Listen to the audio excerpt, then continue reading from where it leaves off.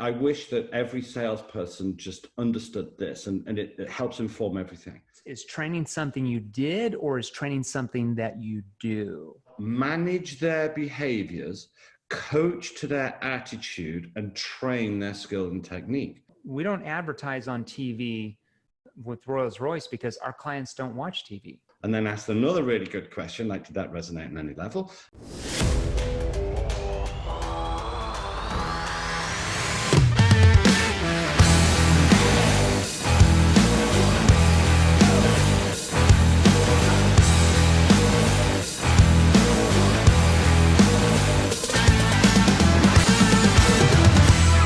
All right, so wherever you're at right now, whether you're driving down the road to a sales appointment, if you're about to pick up the phone to call a prospect, to try to close that deal, if you're walking into a board meeting, maybe to finalize an agreement, heck, now with everything going on, maybe you're on a Zoom call to finalize that agreement, or maybe you're just in the gym right now early in the morning, thinking about everything that you have to do with your potential prospects, your potential customers today. I want you to stop and think about this question.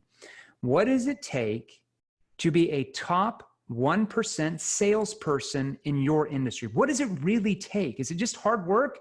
There's got to be some skill involved. So you know what I'm talking about, the salesperson who makes all the money.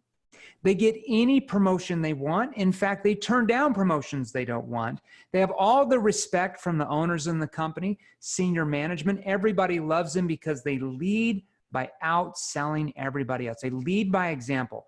Well, my next guest is going to answer that question for you. Let me give you a small taste of his background.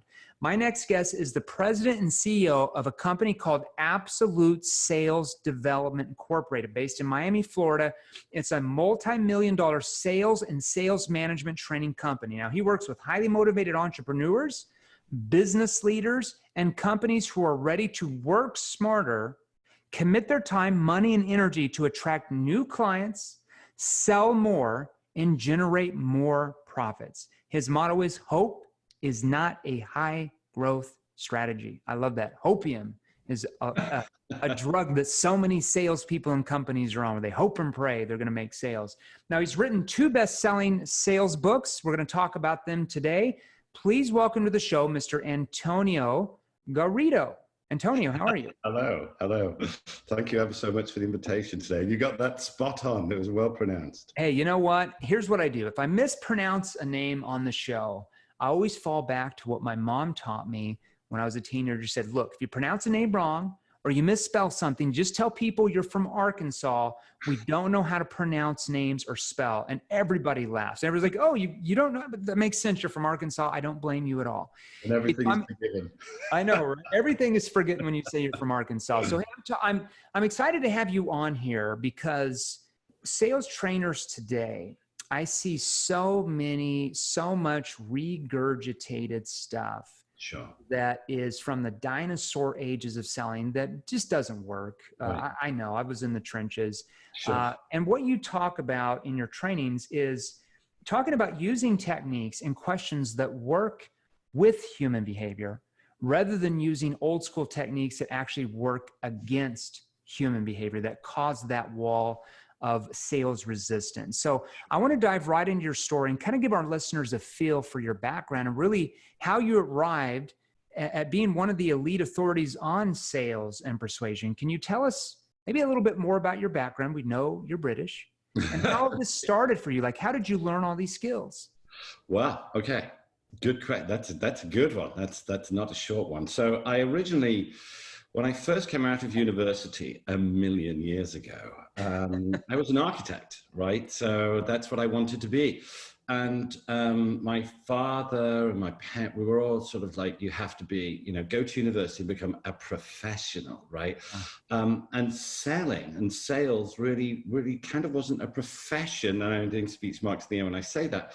And typically, most children, when you talk to them, you say, what do you want to be when you grow up, right? And they kind of, they'll list a whole bunch of things, and it could be, astronaut, fireman, all right, lawyer. And when a baby is born, right, the nurse doesn't hand them to the mother and say, congratulations, looks like we have a salesman here, right? So we kind of going into the world of sales never really seemed to be anything that I was interested in, right? Because I was going to be an architect, and I was. I came out of university. My first degree as an architect. More by luck than judgment, I was then very, very quickly finding myself running architectural divisions for organizations. Yeah. I then, though, got a company with I got a job at a company with an incredibly visionary CEO.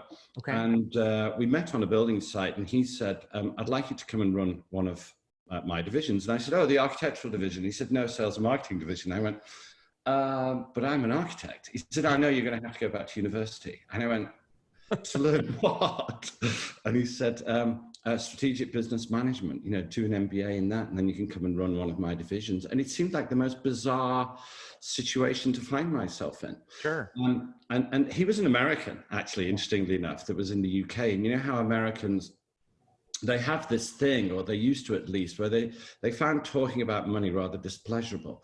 So so he gave me a piece of paper and he said, write down on this piece of paper how much you would like to come and work for me, right? And I thought, well, this is a rather jolly jape.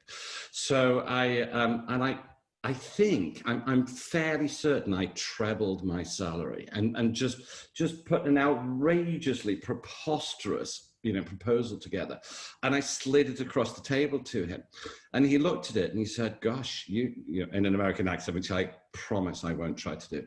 He said, gosh, you don't want much, do you?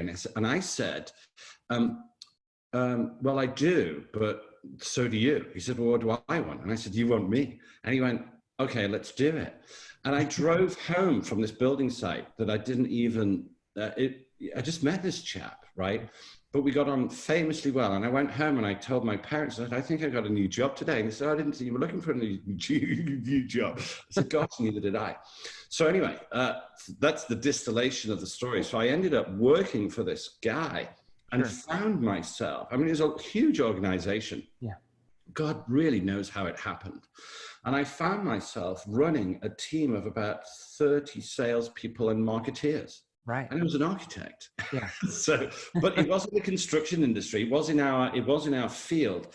And they were in curtain walling, those big buildings made out of glass, these huge monolith buildings, which were very popular in those days.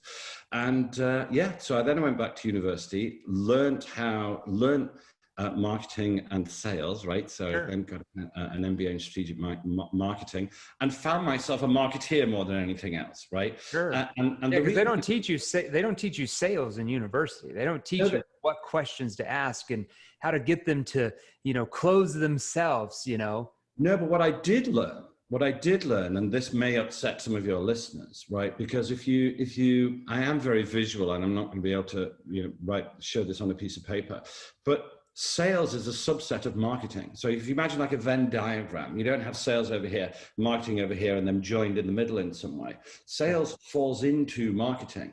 Yeah. And so I learned very, very quickly that everything that the sales function are doing should be to serve whatever the marketing, strategy is. Should be aligned, yeah.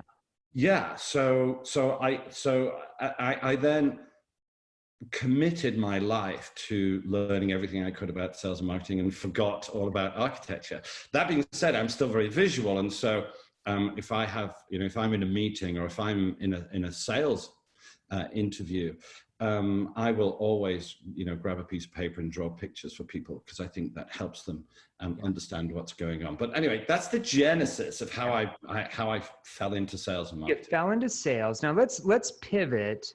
Let's talk about COVID. It's obviously on everybody's mind as a sales professional, as a company. How has COVID been affecting your world first?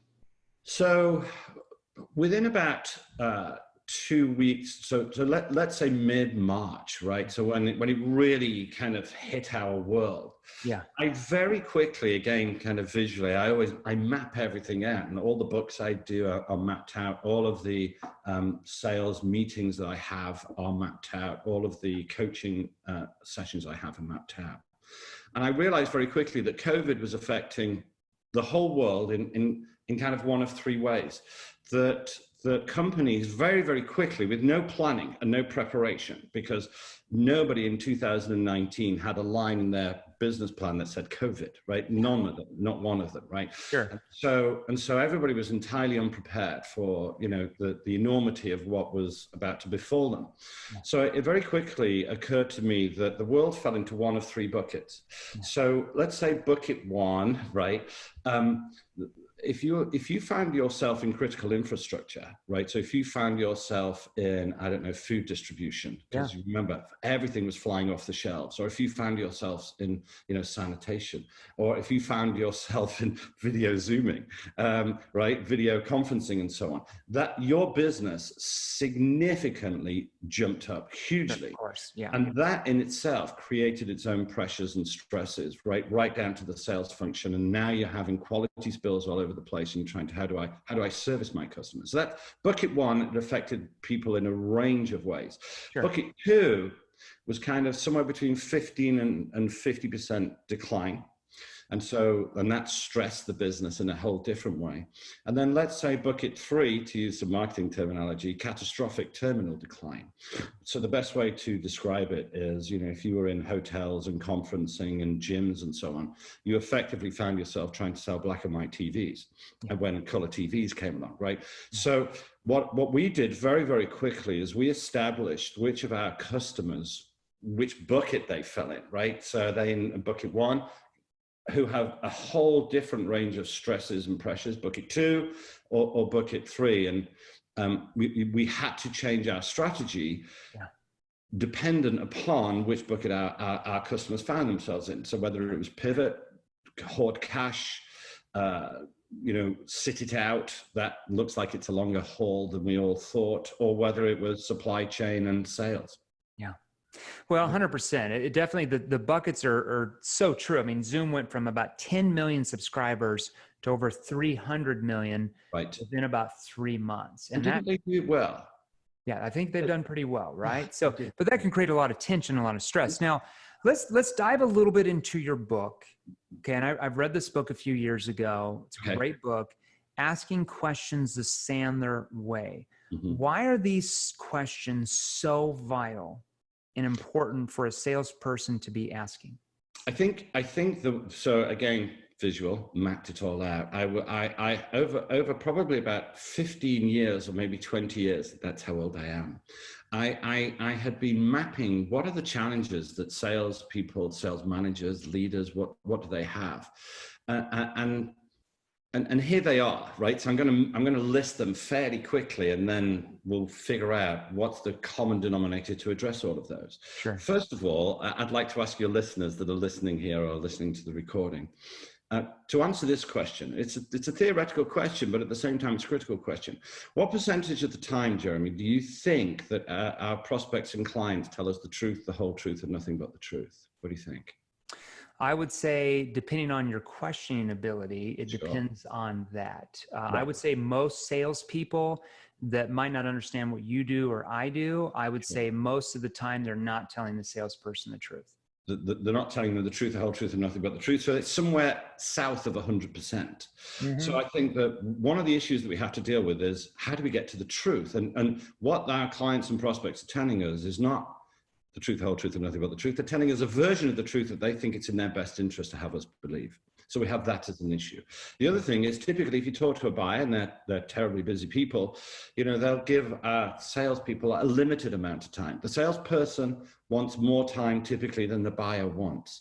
The buyer wants the salesperson to kind of show up and throw up, right? And they kind of want the salesperson to do all the talking. Well, I want that the other way around. I want the information flow to be coming the other way, right?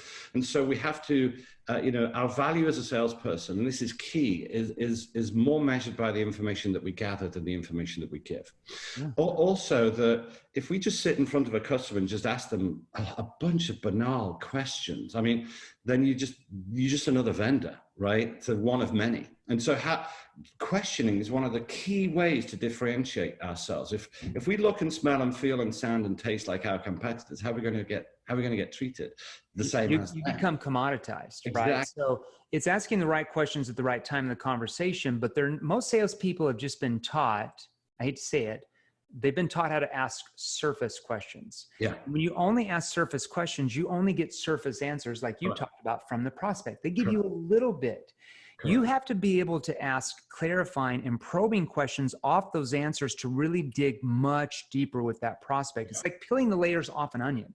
Yeah. The best salespeople in the world are able to peel Sure. all the layers off that onion, whereas average salespeople just pull a few, ask a couple surface level questions. They tell a couple problems, which is just really the surface of what's really going on. And then they go into their pitch, and then objections happen. They get rejected, and it's just a nightmare.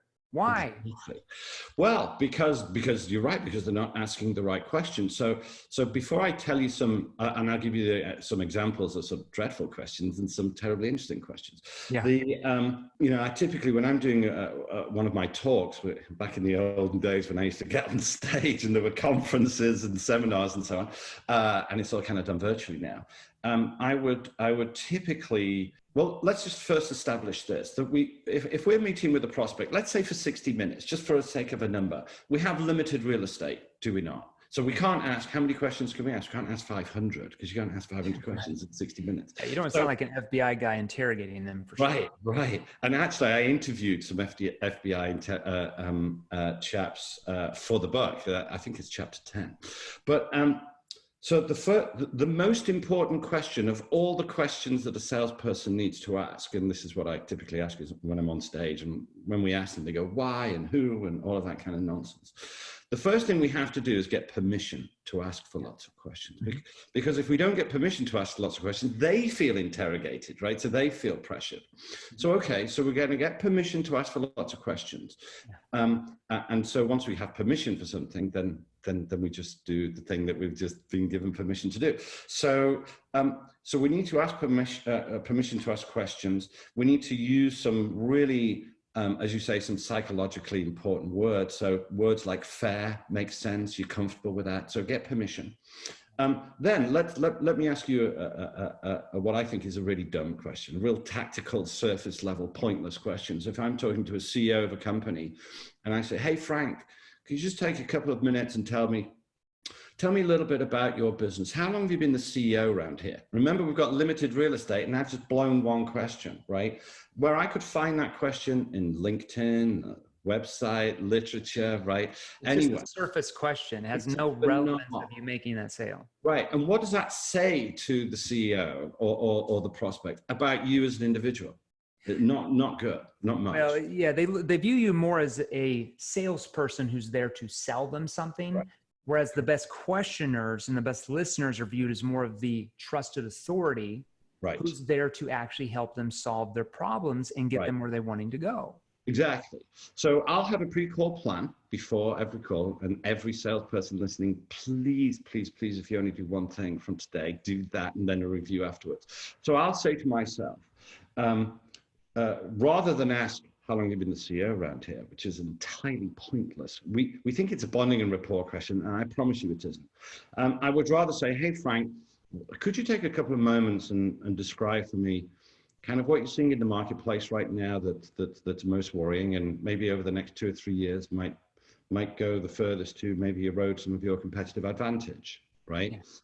Well, that's a much better question, right? Because then, and I'm perfectly happy for them to say, gosh, that's a good, I don't know, right? And that's good, right? So it's okay if they don't know the answer. So a tactical question, which is, how long have you been working here? How many people work here? You know, tell me what's going on in your business right now.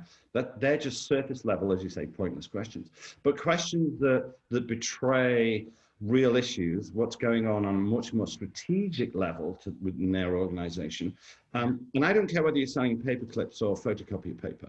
The issue is still the same, right? Yeah. So it could be oil rigs. So we have a client whose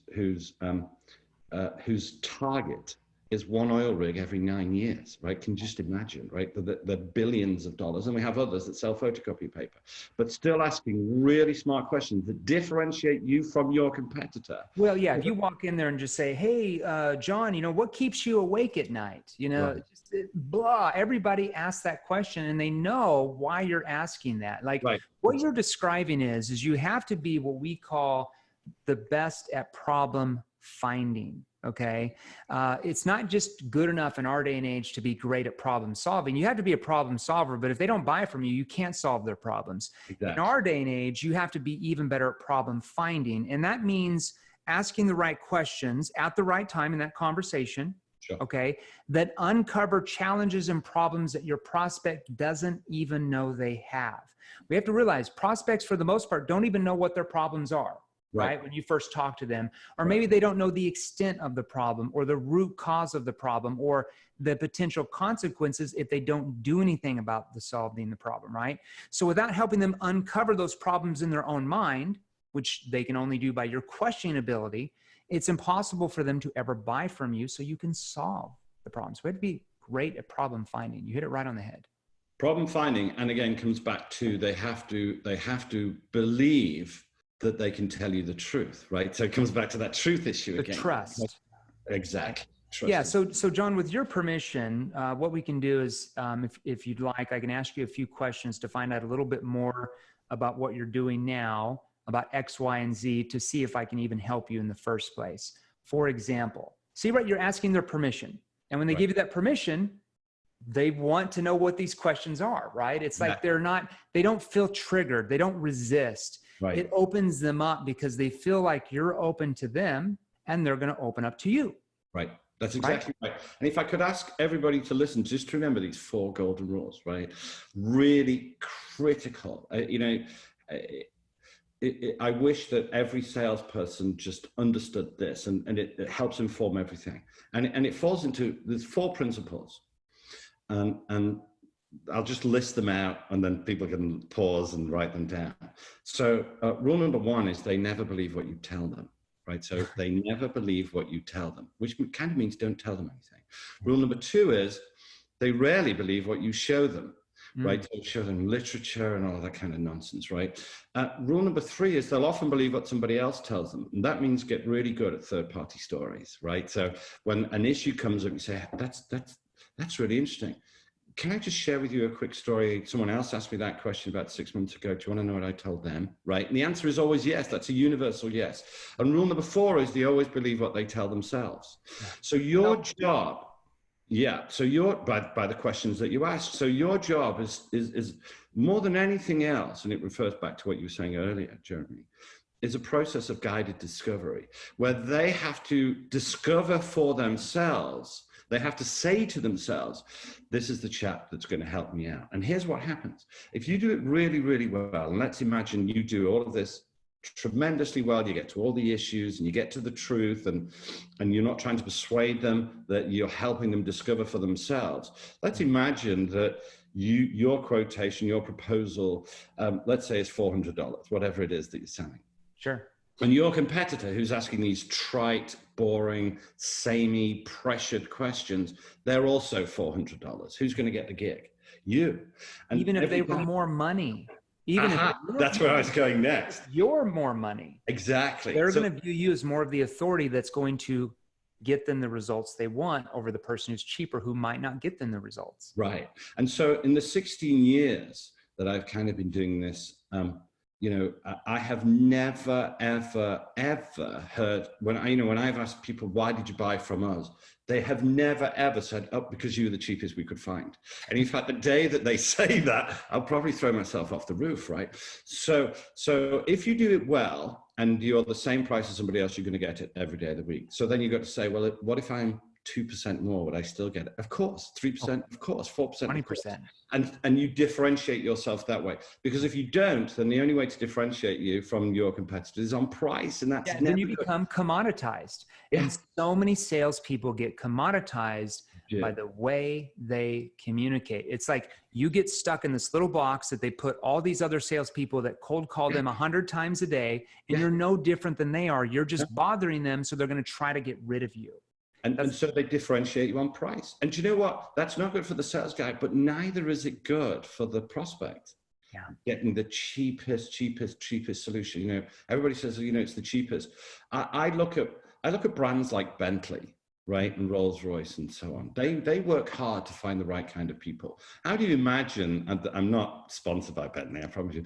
How do you imagine when somebody comes along to the Bentley garage and points to one of their enormously wonderful machines and says, how much is that over there, right? Do you think when they say that's $335,000, they flinch? They don't. In fact, that's one of the best things about a Bentley, right? One of the best things I've ever heard from a client is they said, well, we don't advertise on TV with Rolls-Royce because our clients don't watch TV. Right. Nice. That hit a chord with me. When I heard that, I'm like, that makes complete sense. That's why you don't see Rolls-Royce commercials, because their clients aren't sitting there watching TV all day. That's right. And when you go to buy Rolls-Royce, interestingly enough, so imagine you're going to go and buy any other car. And I don't want to offend anybody because I don't know what people are driving, right? When you do go to buy a Rolls-Royce, they don't talk about torque. They don't talk about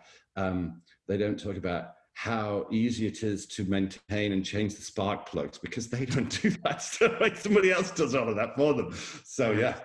Let's talk about your second book, The 21st Century Ride Along. Tell us more about who you wrote this book for and why. Best way to describe that book, I think, was one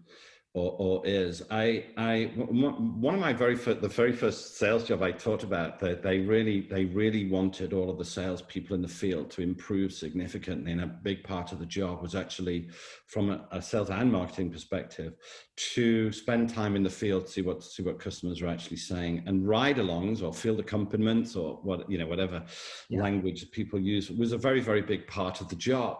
It occurred to me after about a couple of weeks that, I tell this story very quickly. So I always liken it to the Queen, the nice lady on the stamps in England. So she must think that the world smells of paint, right? Because she's very busy, and everybody knows where she's going 6 months in advance, and everybody's sprucing the place up, and everything gets a fresh lick of paint and all the flowers and all of that kind of stuff. And she must think that that's what the world smells like. And it occurred to me after a couple of weeks when I was doing this, that the world was starting to smell a little bit like paint, because they were very stage managed affairs, right? And I didn't want that, right? I wanted to know what was really going on when I wasn't around, what the real challenges were that people were facing. So it's almost like you pick, I don't know, what's your favorite team? Do you have a favorite team from? Well, my favorite football team, American football, Kansas City Chiefs. I live here in Missouri, so huge Chiefs fan. Patrick Mahomes, of course. I went to the Super Bowl final in Miami this year. I love it. All right, man. So whoever the coach of any team is, the coach, right? They go to every training session. They go to every game. They don't say, well, I'll just read about it in the press, in a couple of days. In other words, read the sales report afterwards, right? They go to every session, and every professional athlete is perfectly comfortable with their coach watching them. They watch the game. You've never seen, right, ever in a game of football or soccer or hockey or anything, right, ever, when there's a really important, my team is Manchester City. We just played Real Madrid just over the weekend, and we're going to get to the Champions League final, I hope. So, Pep Guardiola's the coach, and let's imagine there's a free kick, and it's a critical point. You never see the coach go, hold on, chaps, time out, put his boots on and run onto the field and take the kick but you see it all the time in sales managers going out into the world with salespeople. The salesperson is going to just about to do something tricky or difficult, and they step in and they say, let me show you how this is done. And what do they learn? Nothing. The customer learns that actually they aren't the authority on this. If I ever need anything, I'll talk to the manager. I'll go to this guy or gal. Right? Or we devalue them by saying something dumb. The best way, do you have children? Do you have children? I do. I have 5 kids. Oh, I have 4, right? And the best, do you remember when you were teaching them to ride a bike? Mm-hmm. Right, there was the time, right? And you knew that you ran behind them for a while and you were holding the saddle, and you knew that there has to come a time when you let go of the saddle, because you can't run around with them for the rest of your life. They have to be able to ride without you. Yeah. And as soon as you let go and they notice, they fall off. Yeah. Well, you have to let your child fall off the bike. It's the best way to learn how to not fall off a bike. Well, 100%. And I want to stroll into this. Okay. Talk about leadership. I know you do. You train salespeople, of course, but how does your training apply to sales leadership specifically? Okay, so great question. So we believe that to succeed at anything, it's a combination of the right kinds of behaviors, the right kinds of attitudes, the right kinds of skills and techniques. And if you're doing the right number of things, that's the behaviors, and you have the right kind of beliefs and attitudes and mindsets, and you're using the right skills and techniques, then you're going to succeed. Yeah. So take that then from a leadership or a management point of view. So managers' jobs, their job is to help their people succeed. I don't care if you're a leader or a manager, whatever it says on your business card, here's what it is that you're trying to achieve.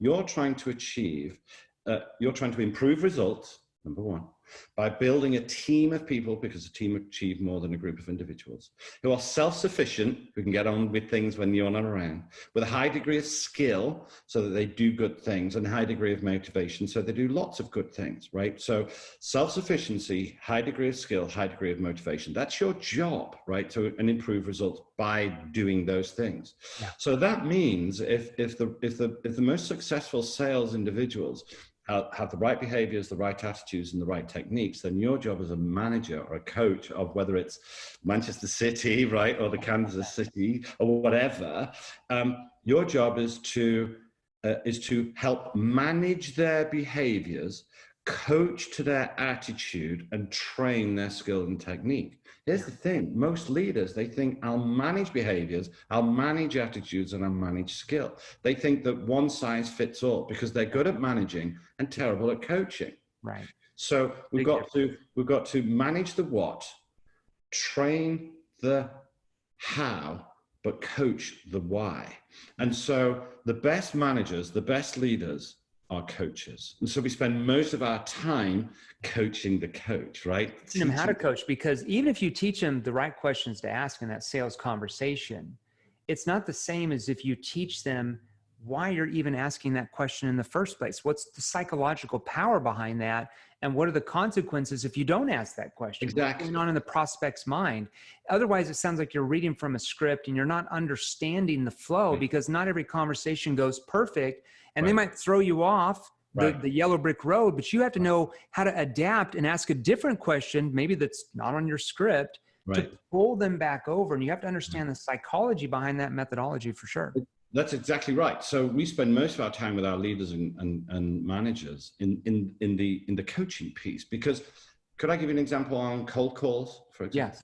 So let's say a manager says to an individual, hey, I need you to make 20 cold calls a day, for example. Yeah. And so the behavior is 20 cold calls. But let's imagine that they believe that cold calls are nonsense, right? They'll do the behaviors, but how successful will they be if they believe that they're terrible? Yeah.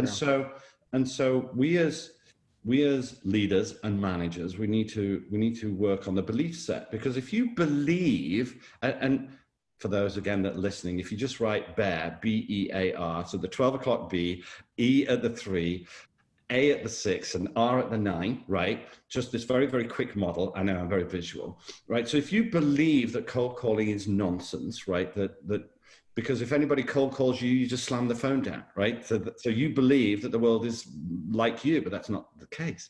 So if you believe that cold calling is nonsense, then that's your belief. So then what are your expectations when out at the 3 o'clock? Well, you expect bad things to happen. You expect it to be a waste of time. So what are your actions then when out at 6 o'clock? What are your actions? Well, they're going to be poor. You're not going to do the script. You're just going to go through the motions. So what will your results be? Terrible. So that then feeds back into the belief, and you go, see it. I told you the cold calling was nonsense. It's a self-fulfilling prophecy. So if you're a manager and you're getting your people and you say, hey guys, I want 20 cold calls a day, you better be working on their belief set, because otherwise you're going to be wasting everybody's time. Well, yeah, 100%. And they have to know exactly what to ask. Of course. The prospect picks up the phone, right? So many salespeople are like, I do 100 calls, but well, you're not getting results because there's some people answering, but you're not asking the right questions when they initially answer to get them to want to engage or become curious enough to engage in that conversation. If you're saying, hi, Mr. Prospect, my name is, I'm with XYZ company, and what we do is, well, it's going to be click almost all the time, because that's what everybody does. Every time. So it comes back to this permission. So you ring to I would rather you rang somebody and say, hi, Frank, this is Antonio from Sandler. I hope I haven't caught you at a bad time. So would it be okay if I took, I don't know, maybe 30 seconds? Let me tell you why I'm calling. And then you can decide. If it makes sense to continue, great. If it doesn't, I get out of your hair forever. Does that sound fair? Now that's permission now for your 30-second commercial. And about 60% of people, 70% of people say yes. Now, if you have so that's get permission, get the right question, then give your 30-second commercial, and then ask another really good question, like, did that resonate on any level? And if they say yes, give them a third-party story. Why? Because of rule 3 that we talked about earlier. And then close for an appointment or whatever it is. So get the belief stand right out and be different from everybody else that's calling them every day. Now, I want to ask you this question. What's one of the most important questions a salesperson should ask their prospect in the sales process? In your mind, like it's one of the most, I ask everybody this. It's one of the most important questions a salesperson should ask that prospect in that sales process, besides the permission question, because I think that's very important. So the permission is the most important one. But again, let's work on the principle that somebody has put together a pre-call plan, because if they haven't, then, Mr. Smack's got to visit with Mrs. Bottom, right? So let's assume that they've put their call plan, they've thought about it in advance, and they've got this all structured in their head. Sure. So at Sandler, we talk about a principle of an upfront contract. Let's agree at the beginning what the end's going to look like. Let's make sure that we're all on the same page. And it would kind of sound like this. It would say, hey, Frank, listen, I appreciate the invitation over today. Naturally, today, you've probably got 3 or 4 questions for me. And question 1, question 2, question 3. And they better be really good questions, right? And by the way, if anybody, I'll make this offer, and if anybody wants to send me an email, I'll send you a bunch of great questions to ask. I love that. Yeah, sure. So naturally, Frank, you've got some questions for me like this, and then you're going to say, makes sense, comfortable with that? Is that fair? Yeah. And obviously, I've got a bunch of questions for you, and now it's these really good questions, right? Does that make sense? Yeah. And then typically at the end of this, we'll make a decision. And the decision is we'll either kill it or, kick me to the curb. And I actually say, I'll still love you. You'll still be on my Christmas card list. Else we'll just, we'll call it a day, and I'll probably ask you for a referral on the way out. Sure. You comfortable with all of that? Yes. Again, I've never heard a no to that. So to answer your question, it's this principle of the universal yes. So could I give you a super quick example? Yes. That was one of them. Can I tell you my biggest fear? Yes. Trial. Yeah. Like almost like they call them trial closes. I don't like the word closing, but it's like a trial close, right? Right. Or Jeremy, I was thinking about this meeting this morning. Can I tell you what I was thinking? Yes. Right. So this universal yes, right, which is covered in great detail in the book, is a critical, because listen, hard sell is good for one thing, hard pushback. And you have to make it conversational. And you make it conversational by putting in these really great little lubricating questions. 100%. It has to feel like you talking with a friend or a family member. It's conversational, but it's very strategic conversation. It's asking the right questions at the right time. It's just not BSing about who won the local football game the other night. Nobody cares about that, right? Tell us a little bit more about how clients typically start sales training with you. Like, what would they be learning in the first 30 days? Oh, that's a good question. So let's assume that we've decided that we can help them, because that we don't take on everybody. So we always assess before we train anybody, right? Which is really, really critical. So this is like, you can't be a trusted advisor. You can't be, like a consultant, just think of any medical doctor, or it doesn't even have to be that, but if you're a doctor and you haven't taken the MRI and the x-rays and the blood tests, and then you'd be a quack if you prescribe anything. But also, let's come back to cars. Imagine you drive a BMW and you go up to the garage and you say, my car's making a rather odd clunking noise. And they say, well, let's have a look at the engine. No, you can't have a look at the engine. Well, can we put it on the ramp? No, you can't put it on the ramp.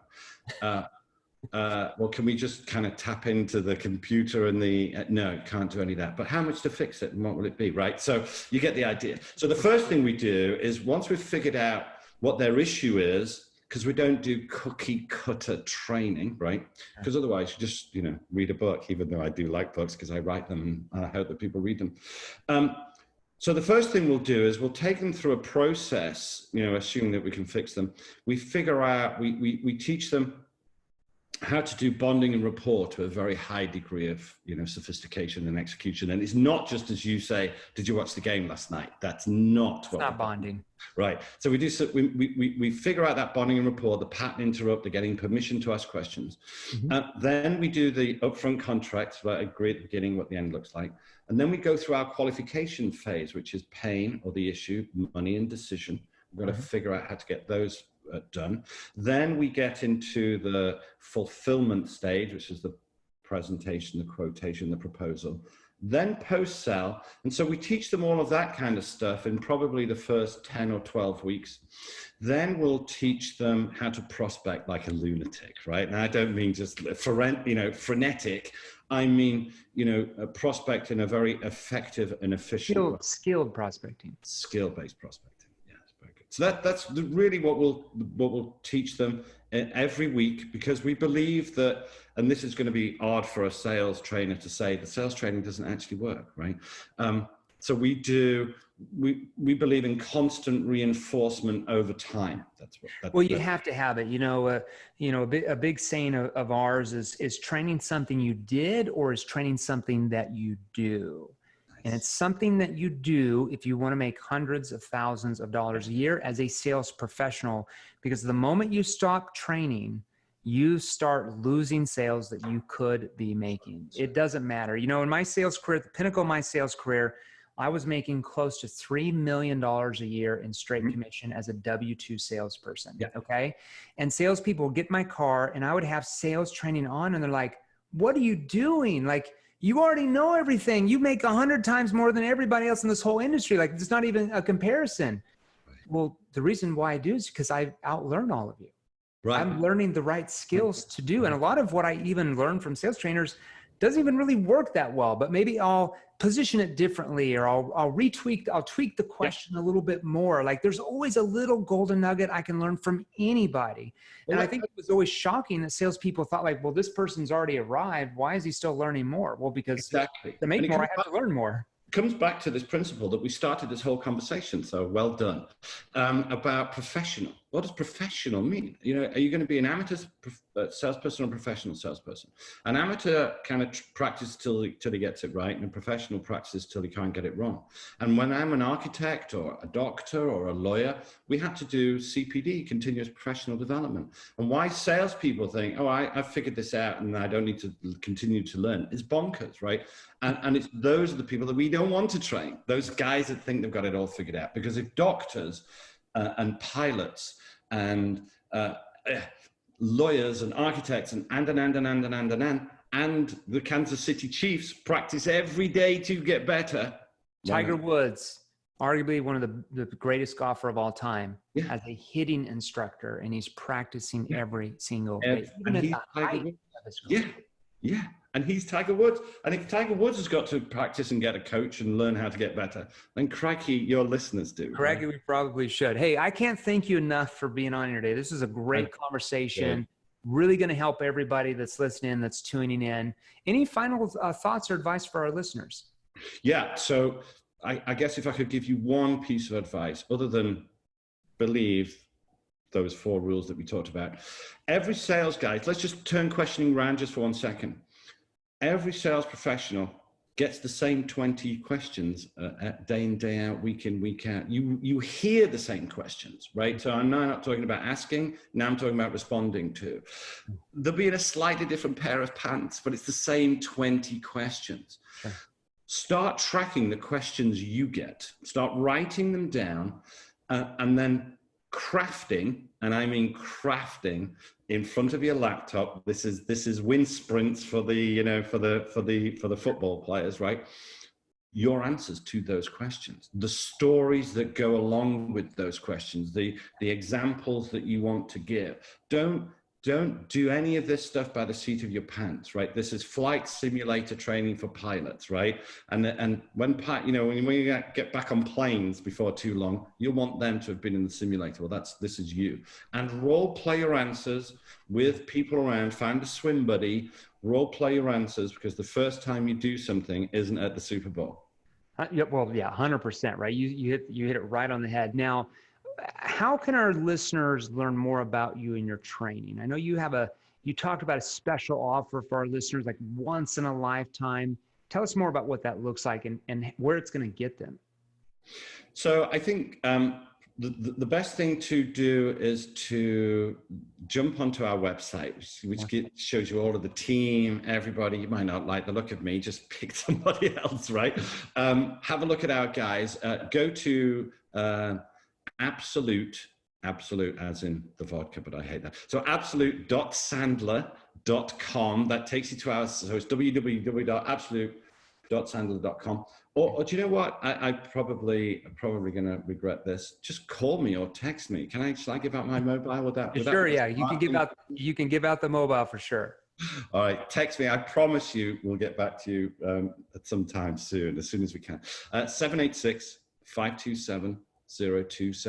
So it's Antonio on 786-527-0277. If anybody just wants to text me and say, hey, can you send me a questioning tool? If you also text me your email address, we'll put you in our little newsletter. You can stop that at any time, and we'll send you lots and lots and lots of free stuff.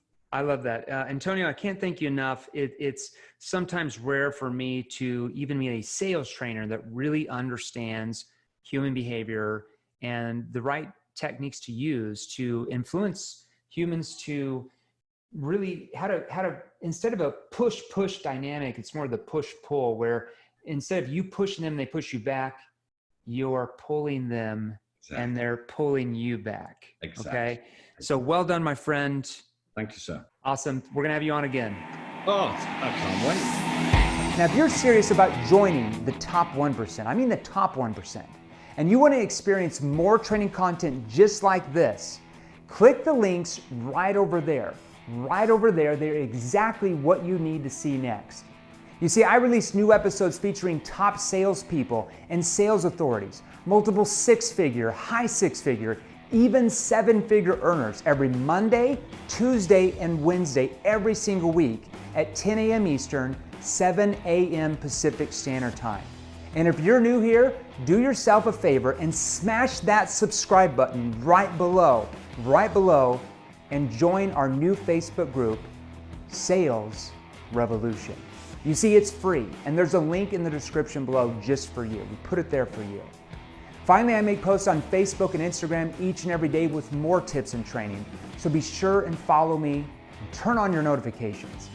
So make a comment in the first 7 minutes to any of my latest posts, share this episode, and there's a very real chance that you're going to win some killer prizes.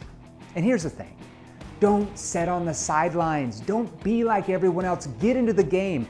Join the sales revolution. Stay active, get involved, learn the right skills, and we will show you how to take your life and income to a level that most only dream about. Stay safe. Talk to you soon.